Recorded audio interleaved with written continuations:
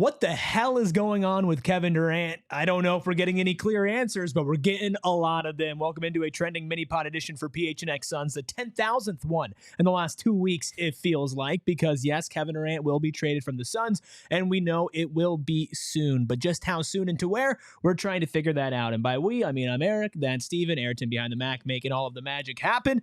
We had you covered over the weekend, a YouTube-exclusive video trending pod, an audio-exclusive trending pod on Sunday, covering all the latest with Kevin Durant. But as it goes, Stephen, there's even more this morning. How are you faring through the seas of Kevin Durant trade rumors?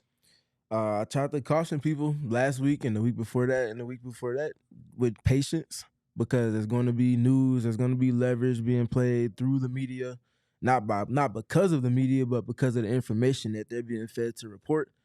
And needless to say, we've seen tons of conflicting information. Only three teams included. All of a sudden, Toronto might be interested and might be viable. All of a sudden, Memphis might have an inkling of interest. All of a sudden, other teams are popping up as well. And then the next day is only 3 teams, and then it expands to 4. Just be patient. Yeah, especially for me, I got to take that because I did a victory lap on Twitter on a report that the person literally went and changed and did a 180 on what they were reporting. But that's not what we're here to discuss. Let's break down some of the things that you mentioned, even if we got to be patient. There's no harm in just kind of unpacking and combing through what's going on. I think the big thing right now is Brian Windhorst reporting earlier this morning that out of the 3 teams that Kevin Durant reportedly wants to go to, that's Miami, that's Houston, that's San Antonio, the Phoenix Suns are not, quote, excited about any of those trade offers. You mentioned leverage play, Stephen. That's exactly what I think this is. Phoenix putting it out there from their side of things, saying, we are not happy with what you 3 teams are offering. We need more. We'll leak that to the media, and then let's get you guys bidding against each other again. That being said, it could also be maybe the value of Kevin Durant just isn't where they want it to be. Where do you stand on what Windy was reporting earlier today? It's a leverage play for me. I think one of those, I think 2, if not all 3 of those teams are leaving a specific player off the table that the Suns are non-negotiable in terms of their internal conversations about. Probably making the Khalil deal Ware. happen. Khalil Ware. It might be one of Khalil, it might be one of Jabari or Tari, and it might be one of Stephon Castle or the number 2 pick. I think one of those is in specific, the number 2 pick is the least likely, understandably so, unless it's going to another team. But I feel like from 1 or 2 of those teams, one of those players we just mentioned is not being included. So rather than saying that we like most of what we're getting from offers, we're just going to make a general statement and make the competition level rise up to a certain point in terms of these teams and who they're involved in negotiations. And until then, the Suns are going to continue to use the leverage that they do have in their favor.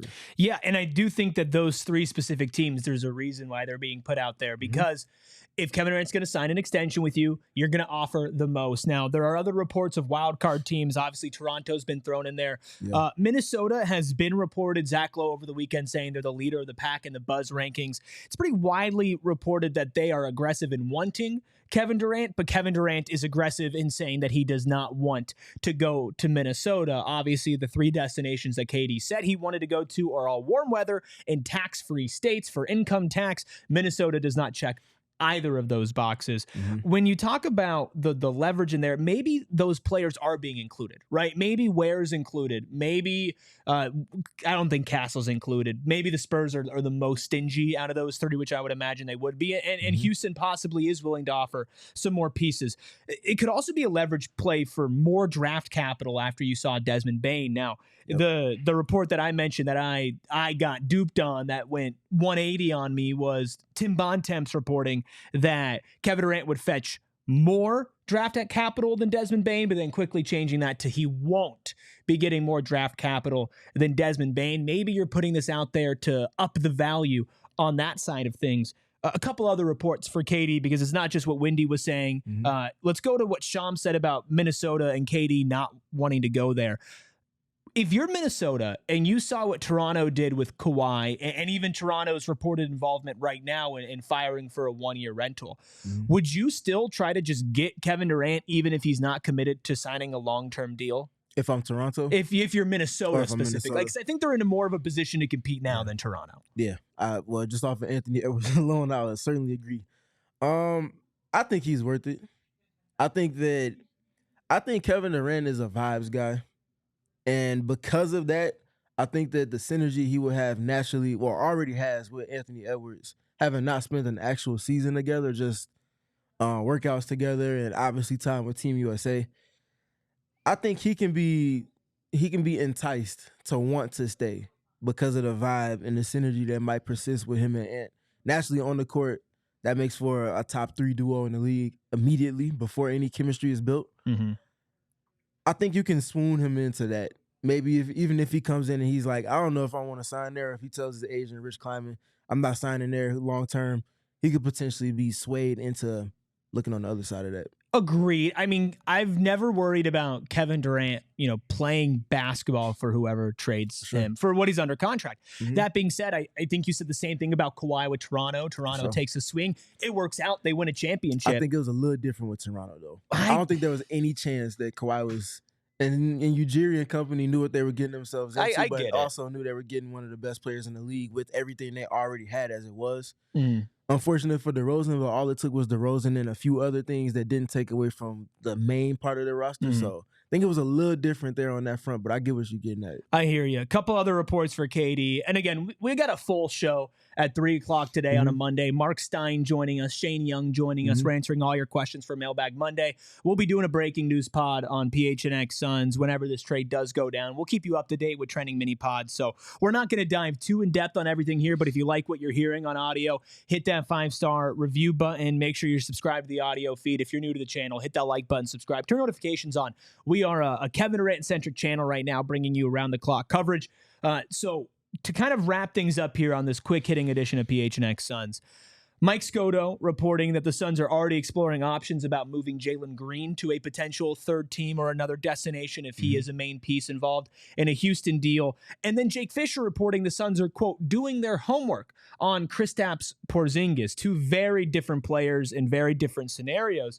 When it comes to Jalen Green, Stephen, no surprise the Suns would not want him to be a main piece alongside Devin Booker for the future.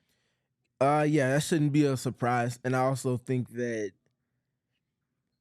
I can't imagine they want to bring him to Phoenix. So I imagine they try to do as much as they can to include a third team so that they don't have to reroute him and do that legwork themselves.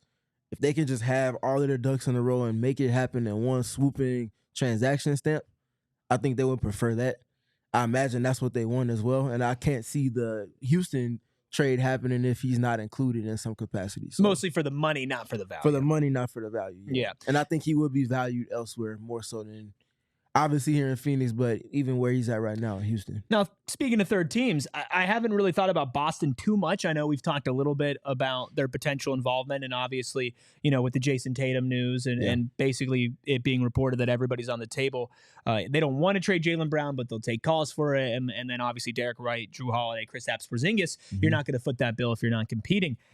I don't love Kristaps if somehow he ends up here in a KD swap. The illness stuff really worries me, but purely basketball-wise, if he's on the court, good fit next to Book and would be a good piece. I worry about the long-term illness effects. I'll take away from the illness just because I can't speak on it. It's tough, right? You don't know if it's going to linger. Right. But I will say the illness part aligns with just availability in general. That's not something that's been a strong suit for Kristaps. Outside of that, that's literally the only weakness, the only ambiguous part about bringing him into your team.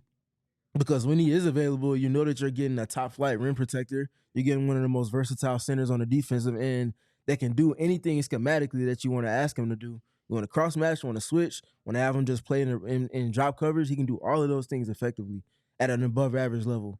And then the offensive end, just as elite as it gets at his position. Can pass, can play make, can shoot, obviously, can screen, can pop, can roll, can post up, ISO. There's nothing he can't do on the offensive end. So I think he's as perfect of a centerpiece option-wise as you could add around Devin Booker. The issue is, though, what brings him down to earth is the health part of it. Yeah. Well, it's the health part, and everything you mentioned was true of Kristaps in the championship run for the Celtics. I will say, and I think the illness is a really big part of this. And they felt not having him in the full capacity. This Right. playoffs. And when he was on the court, you saw that they really needed him to be operating on that same level that he was operating at 2 postseasons ago. Yep. And he just wasn't. So you got to hope that he gets back there. At the end of the day, we don't know what's coming back for KD. We don't know what the true value is. A lot of it is leverage. And again, make sure you're thinking about where you're getting your sources from. I mean, Windy's reliable, Shams is reliable, Flex is reliable, Gambo is reliable, but reliable doesn't always mean that that's exactly how things are going to play out. Think about what the angles are, why the Suns would say they're not excited about these deals. That doesn't hurt the Suns. If anything, it helps them to try to push this trade value up. Let us know what you think, where Kevin Durant ends up. We'll be unpacking so much more live shows Monday through Friday at 3 p.m. for PHNX Suns guests like Mark Stein, like Shane Young, and more this week. Plus, whenever it does go down, you know where to go. That's right here on PHNX Sports with PHNX Suns. So make sure you hit that subscribe button, hit that notifications button, and you follow us on social so you know when a trade happens, so you know when the pod's going live at PHNX_Suns on Twitter and on Insta. You can follow Ayrton behind the Mac at Freckled Mamba. You can follow Steven, don't call him Steve, at StephenPG3. That's Steven with a PH. You can follow me at ERIKRUBY. We'll be back with more trending mini pods, live shows, shorts, and everything of the sorts very, very soon. Don't go anywhere. We all silly like the mayor.